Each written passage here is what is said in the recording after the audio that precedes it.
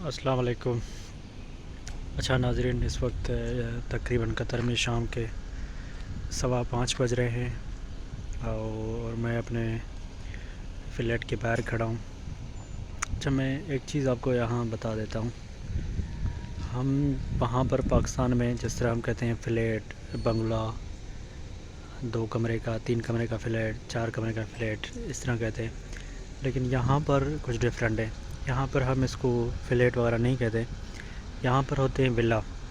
ये जो आप स्क्रीन में सामने देख रहे हैं ये हैं विला। अब विला का मतलब क्या है? विला का मतलब ये यहाँ पर ये है कि बंगला। ये विला बड़ा भी होते हैं और छोटे भी होते हैं, तो इनको विला कहते हैं।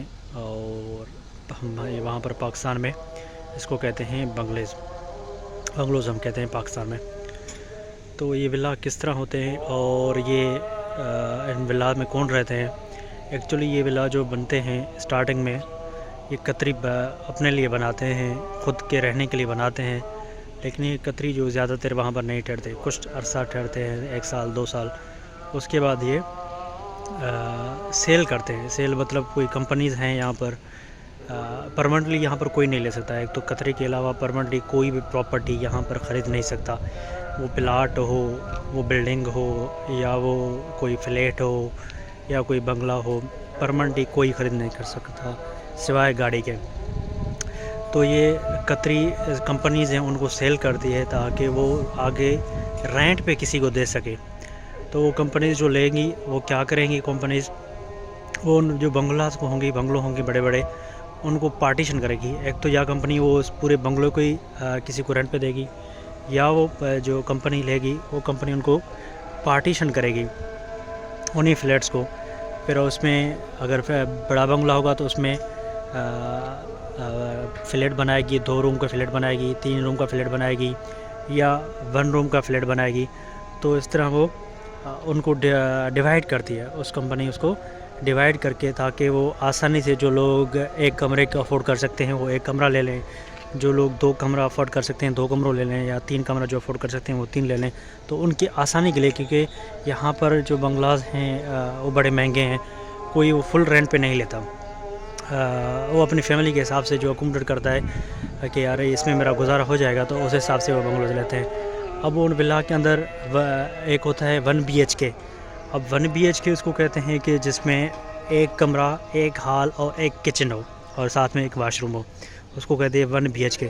तो इस तरह उसको काट पीट के एक 1 BHK बनाते हैं, जिसमें कमरा भी आ जाता है, थोड़ा नंढा छोटा जो ना हॉल भी आ जाता है और 1 वाशरूम भी आ जाता है। उसके अलावा 2 BHK भी आता है। और 2 BHK में भी उसमें क्या होता है? 2 BHK में ये होता है कि उसमें 2 जो ना बेडरूम होंगे, 1 हॉल होगा और 1 किचन होगा, और साथ में 2 वाशरूम्स होंगे। तो इस तरह उसको कहते हैं 2 BHK। और उसी अंदर 1 हॉल होगा, बड़ा हॉल होगा जिसको स्टूडियो यहाँ पर कहते हैं। उसमें ये लोग करते हैं 1 किचन, 1 वाशरूम और 1 बड़ा हॉल। तो उसमें बंदा एक अपना बेडरूम करके उसको बेड वगैरह डाल के, और अगर स्पेस बचती है कोई सोफ़ा वगैरह या डाल के, वो उसमें भी गुजारा करते हैं। और उसको यहाँ पर कहते हैं कि भाई ये स्टूडियो है, जिसमें आपको किचन में मिलेगा, आपको वाशरूम मिलेगा और 1 रूम पे मिलेगा। तो इस तरह ये काट पीट के कंपनीज़ उनको जो जितना अफोर्ड कर सकता है वो इस तरह वो लोग लेते हैं। मतलब एक बंगलों में तकरीबन 4-5 फ्लैट वो निकाल लेते हैं, डिफरेंट पीपल्स को देते हैं, और उनकी अर्निंग होती है। उस हिसाब से कंपनीज़ जो कतरी सेल करेगा, कतरी की मर्ज़ी है वो सेल भी करे, या कतरी की मर्ज़ी है कि उनसे डीलिंग करे कि भाई मैं इसके आपसे 10,000 लूँगा, आपकी मर्ज़ी है इसको जो है ना किस हिसाब से सेल करें, किस हिसाब से रेंट दें, वो आपकी मर्ज़ी है, लेकिन मैं आपसे जो है 10,000 लूँगा। फिर वो कंपनी आगे क्या करती है? वो कंपनी उनको डिवाइड करती है, उन रूम्स में डिवाइड करके मुख्तलिफ़ बंदों को देती है, और जो जितना अफोर्ड करता है वो उतना लेगा। तो ये छोटी थी कि विलाज और 1 BHK, 2 BHK और स्टूडियो क्या होता है, ये मैंने डिस्क्राइब कर दिया। इंशाल्लाह फिर अगले वीडियो में बताएंगे कि यहाँ पर रेंट कितना है एक बंगलो का, एक 2 BHK का और 1 BHK का स्टूडियो का, इनका रेंट कितना है और ये किस तरह लोग रहते हैं वहाँ पर। तो ये तमाम इंशाल्लाह डिटेल फिर नेक्स्ट उसमें बताएंगे आपके वीडियो में। तब तक के लिए इजाज़त दीजिएगा। अल्लाह हाफ़िज़।